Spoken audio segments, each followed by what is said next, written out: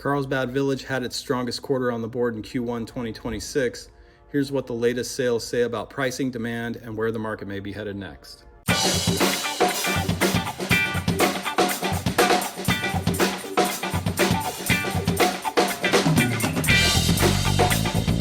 Hey everyone, this is David Nevin with your Carlsbad Village Real Estate Market Update, and today I wanted to give you a quick summary of what happened in the village during the first quarter of 2026.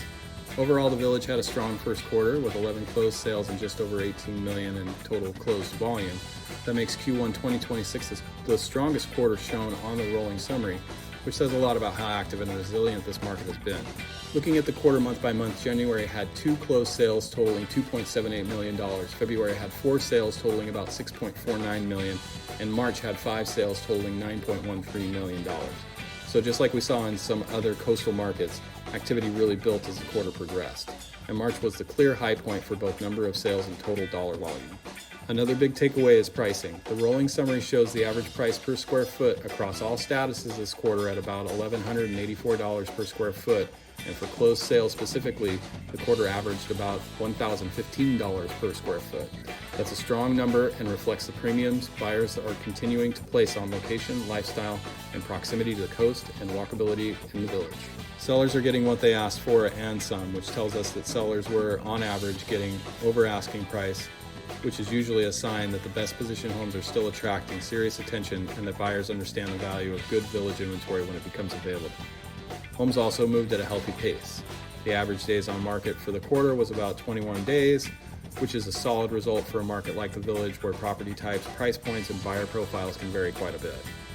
As for current inventory, the sheet shows 13 active homes, 0 under contract, 8 pending, so there is inventory available, but there is also still meaningful movement in the market. That mix suggests that buyers do have some options, but the best homes are still getting absorbed. And one of the clearest themes for this quarter is momentum.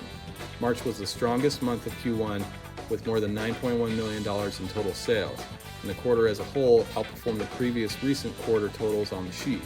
That tells us that Village continues to be a highly desirable market segment, especially for buyers looking for coastal walkability, lifestyle, and long-term value.